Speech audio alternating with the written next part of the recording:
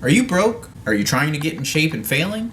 Stressed out? Life not treating you fairly? You're probably watching this video because you're looking for some self-help tips. Well, you've probably come to the wrong place. But hey, don't get all bent out of shape and offended just yet. There's plenty of time for that later. So if you are broke, then stop spending money above your means. If you're trying to get in shape and failing, then drop the fork and get up and move. Studies show diet and exercise help you lose weight. Stressed out? Do this to instantly improve your mood. Begin by stop being whiny and feeling sorry for yourself all the time.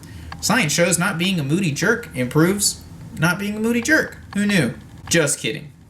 I started out offensively to grab your attention. Did it work? I joke, but I really do have some life-changing advice in this video. Seriously, I can almost guarantee it's nothing you learned in school, so you'll want to stick around for this one. The first of which is, if you really want to improve your financial stability, I'd recommend Dave Ramsey as a great place to start. And I'll link the video I did on his book, The Total Money Makeover, somewhere up here. Unfortunately, my generation are notoriously known to be awful at spending outside their means and not keeping a running budget. I know, cause I used to be there. If you find yourself struggling here, go watch that video and check out his book. And if you really want to lose weight and improve your mood all at the same time, I'd try exercising for 30 minutes straight every day. Yeah, I know, this doesn't seem like much of an actual tip, but bear with me here, I have a point to make. Many fail to lose weight because they're trying to do too many things at once. Do one thing at a time. Don't even worry about changing your diet yet. You can even just try walking for 30 minutes straight. And don't tell me you can't do that unless you're Lieutenant Dan. Lieutenant Dan, ice cream.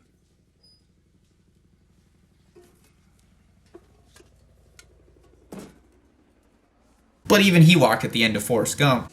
You got new legs. New legs. Yeah, I got new legs. So there you go. For real though, my mom often stresses that her knees and feet hurt if she walks too long. I get it. So I asked her if she could lift her arms while sitting. Can you add weights to that? People often focus on what they can't do or can accomplish and forget to consider what they can do. A quote from a famous tennis player, Arthur Ashe, once said, "Start where you are, use what you have, do what you can." So if you're struggling to get in shape, do this. Ask yourself, what can you do? And do it every day for just 30 minutes, for 1 month straight. It doesn't have to be running a marathon, but it should be something you're able to do but normally don't do on a regular basis. And if 30 minutes is too long for you, start at 5. Do what you can, but make sure to actually do it, you lazy bum. Oh, sorry, what was the politically correct term these days? Lethargic nomad? Let's go with that. And exercise also releases endorphins, which are those little things that druggies get addicted to. No, really, you can literally get addicted to exercise. So it has to be enjoyable at some point, right? If you do it long enough and gradually up your intensity over a course of a few weeks or months, you'll see the pounds shed off in no time and feel better too. You can add in the diet part later, just like I didn't. Oh, okay, I'm still working on that part. Another really great thing I myself struggled with for many years is direction. I didn't know where I wanted to go in life. If this sounds familiar, then you need to find your vision. Ask yourself, where do you want to be in a perfect world in 10 to 20 years? And don't just say rich and ripped, you shallow brick.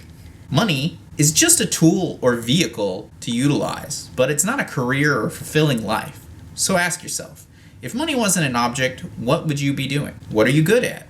Or what have others said that you're good at? If you're still not sure, what I found to really work is a program called self-authoring, which I talked about in a previous video.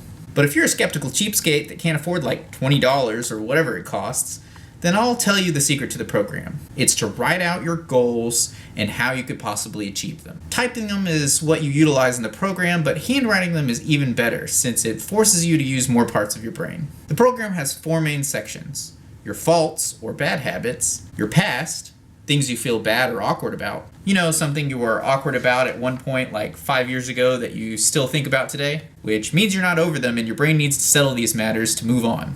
Your good habits, and your future goals and vision. Then you write out the 5 things you want to change or improve on with your personality or faults, 5 things you did in your past that made you feel awkward or bad, 5 things you like about yourself or that others have complimented you on about your personality or good habits, and 5 things you want to accomplish for your future, each for tomorrow, in 1 week, 1 month, 6 months, 1 year, 5 years, and 10 years. But start backwards from 10 years, which will help you form your vision. Then write all of these things out and answer or explain to yourself in writing how you can change, could have done something in your past differently, or what you can do to accomplish these things in your future. That's the program in a nutshell. I think you'll get a lot more from the actual program, but at least you can start here. This will allow you to overcome your faults, things you think about in your past that you may not realize are actually holding you back, highlight what you're doing right or your good habits, and give you a path to follow for your future. If you have a vision with a path of goals to follow, then you'll be so much happier and so much more productive in your daily life. And don't get hyper-focused on writing out each and every little task you want to complete that day.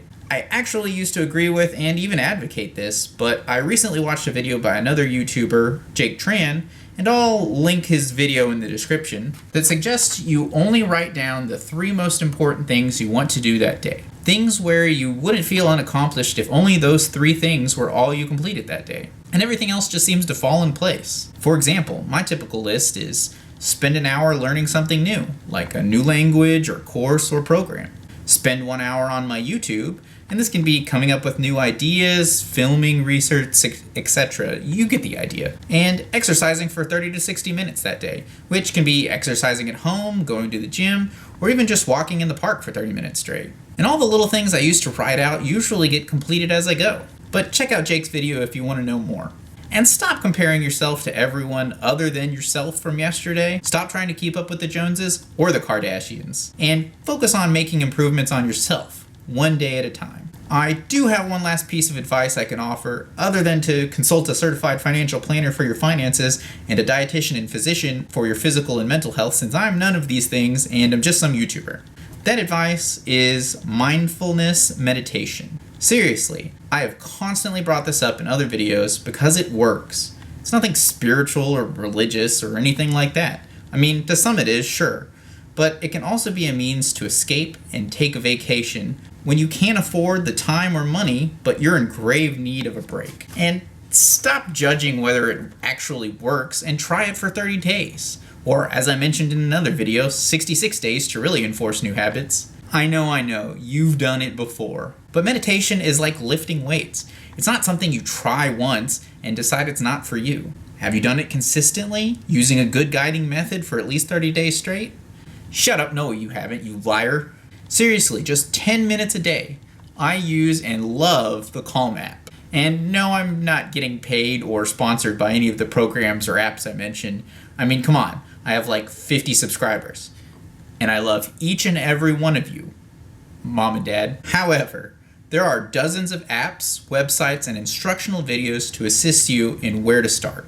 I do believe the Calm app does have a 7-day trial period, which is definitely worth it. And they do more than meditation exercises, but that's what I use it for. Really, if you have a lot of stress or anxiety and don't seem to be able to take the time or have the money to book a traditional vacation, then why not try booking a mental vacation for like 10 minutes a day? You can thank me later. I hope these helped you out and maybe gave you a chuckle or two along the way. So if you're not a stick in the mud and you are slightly entertained, or if any of these helped you out, be sure to smash that like button, subscribe, and share this video with anyone else you think it might help. Also, don't forget to follow me on Twitter and Instagram. Links to those in the description below. My name is Irrelevant, and I'll see you next time.